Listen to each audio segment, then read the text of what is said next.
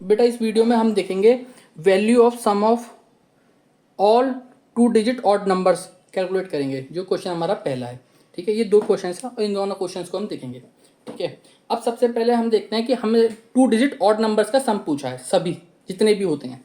तो हमारा पहला 2 डिजिट ऑड नंबर होता है 10, क्योंकि 9 सिंगल डिजिट ऑड नंबर है या 1 डिजिट ऑड नंबर है, उसके बाद 10 से शुरू होता है। लेकिन 10 हमारा इवन नंबर है, तो कहाँ से शुरू होगा? पहला हमारा और 2 डिजिट नंबर 11, उसके बाद क्या आएगा 13, उसके बाद 15, इसी तरीके से। और लास्ट वन हमारा होगा 99, क्योंकि ऑड भी है और 2 डिजिट नंबर भी है लास्ट।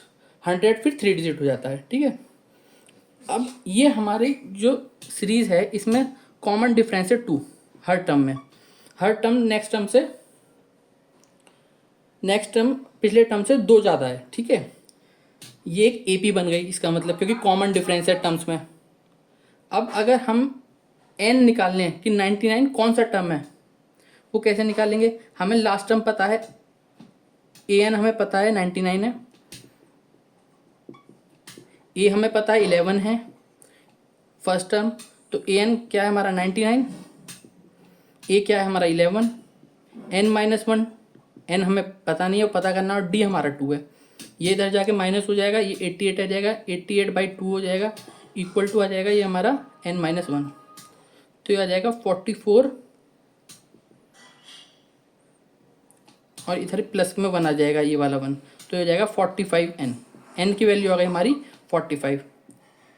अब हमें पता है कि सम का फॉर्मूला क्या होता है एपी का।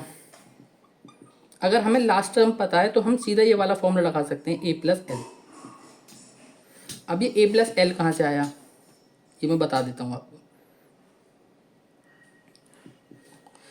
अगर ब्रैकेट में a प्लस एल ना होता तो इसकी जगह लिखा होता, जो कॉमनली लिखा होता है, 2a plus n minus 1d।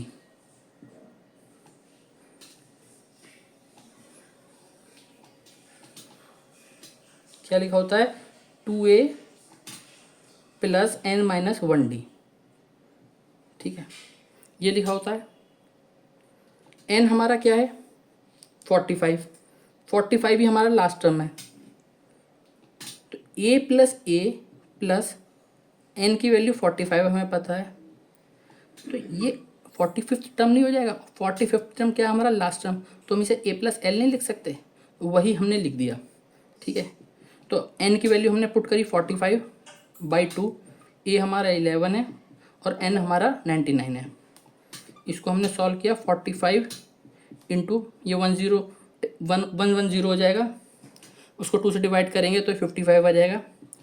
दोनों की यूनिट डिजिट 5 है, तो जो आंसर होगा उसकी यूनिट डिजिट भी 5 होगी। 5 इंटू 5 25 होता है।